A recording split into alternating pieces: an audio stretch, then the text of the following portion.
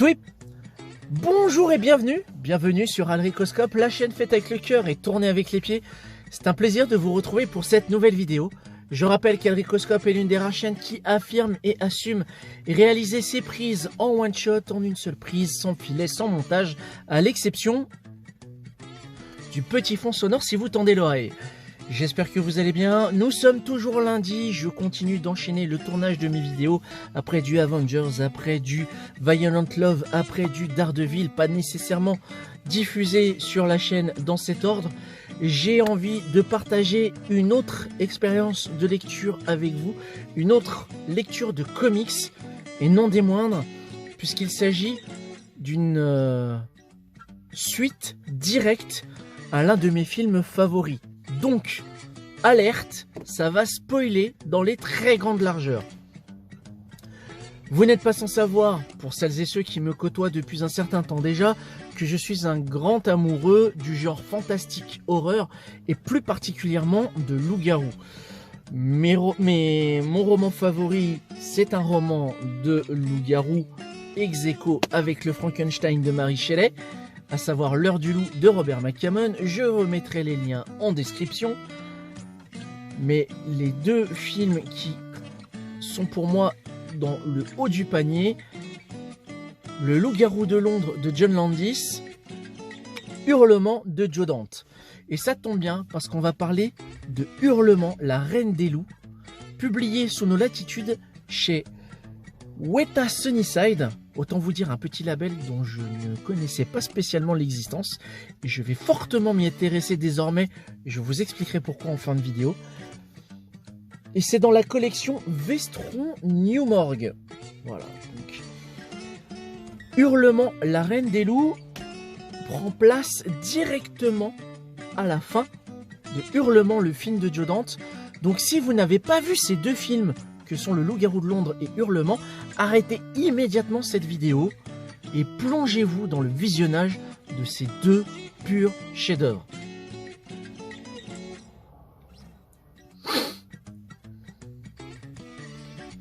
C'est bon? On est entre nous? On peut spoiler? Ok. Donc, Hurlement, la reine des loups, avec aux manettes deux illustres inconnus que je ne connais pas du tout, à savoir Mickey Nelson au scénario et Jason Johnson au dessin. Alors je ne pense pas que ce soit lui qui soit à l'origine de la couverture. La couverture est un dénommé Anton Kokarev et regardez-moi cette beauté. Je trouve cette couverture absolument dingue et c'est un superbe clin d'œil à l'affiche d'origine du film Hurlement de Joe Dante, The Howling en VO, et la lumière, la texture, c'est juste trop bien.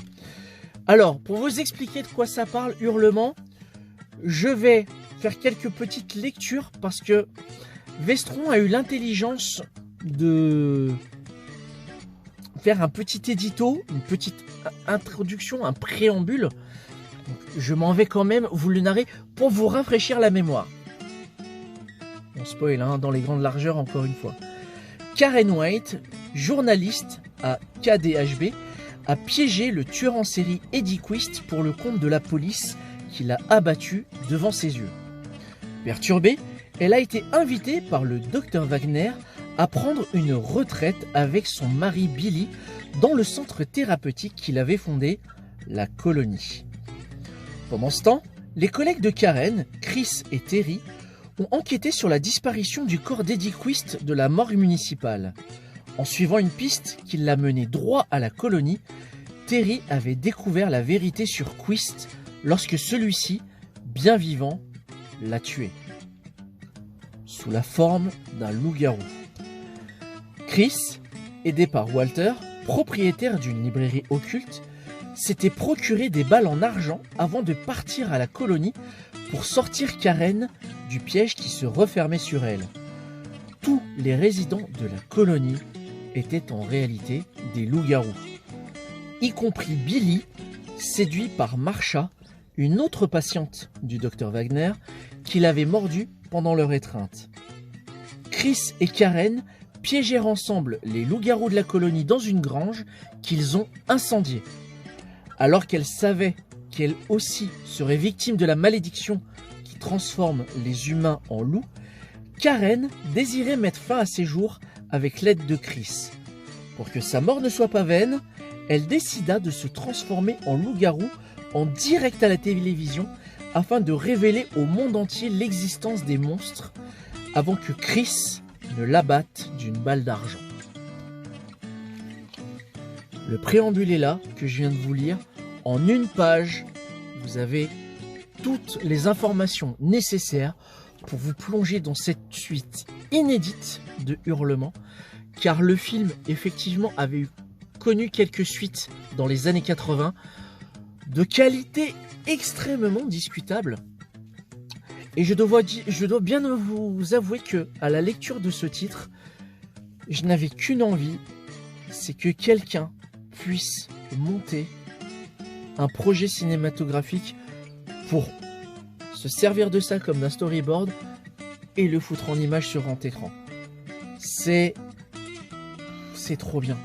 C'est juste trop bien parce que les ambiances du film sont respectées, les codes sont respectés, le chara-design des loups-garous sont respectés également.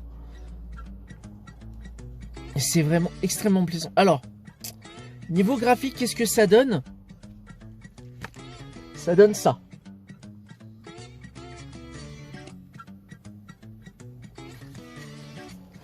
Alors je tiens à préciser que oui, c'est pour un public extrêmement averti, puisque extrêmement violent.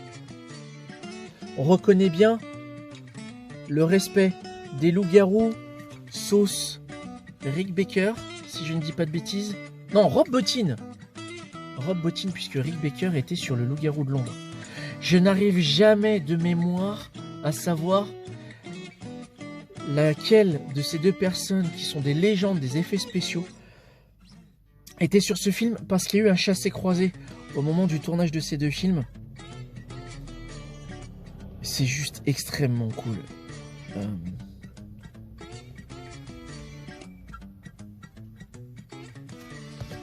Pour montrer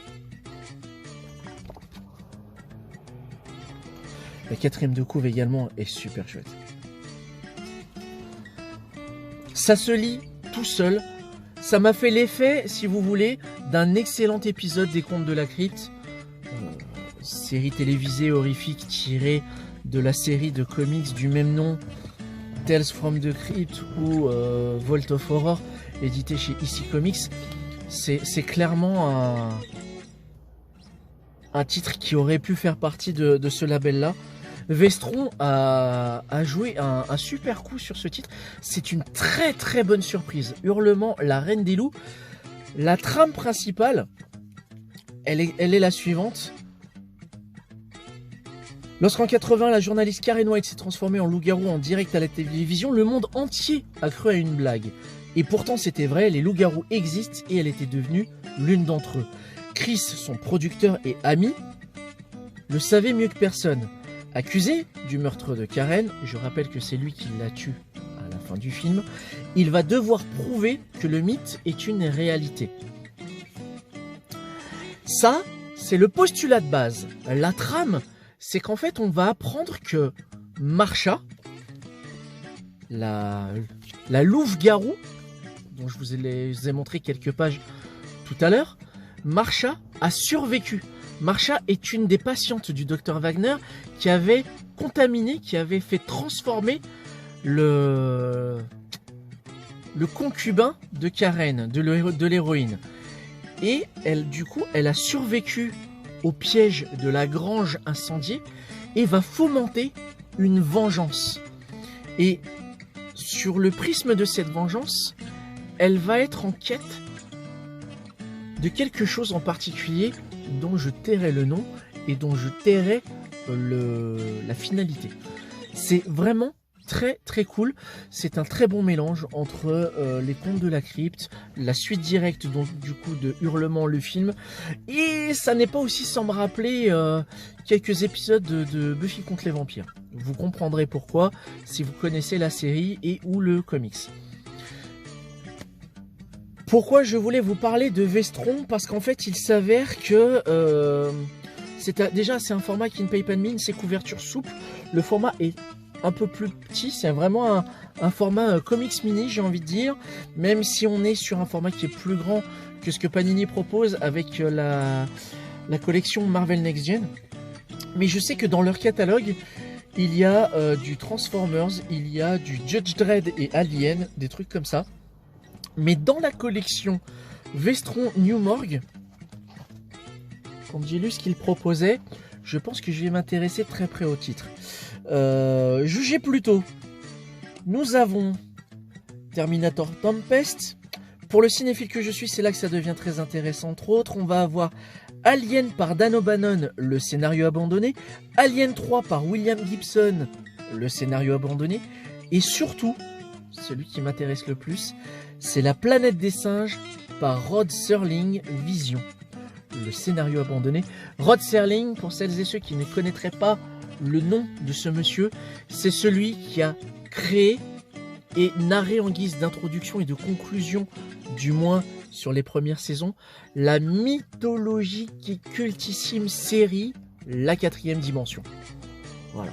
Donc ce monsieur avait proposé un script pour faire La planète des singes, qui a donné plus tard la version avec Charlton Heston, tirée du roman de Pierre Boulle.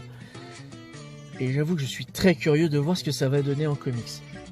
Voilà, donc ma suggestion du jour, la petite surprise, c'est... Enfin, la petite surprise qui est en fait une très grosse et agréable surprise pour moi, c'est Hurlement, la reine des loups, édité chez Vestron sous nos latitudes, que vous pouvez trouver pour, alors en neuf, pour 17 €. Pour moi, ça les vaut largement. Qu'est-ce que je voulais vous montrer? Oh, allez, un truc un peu putaclic ou pas?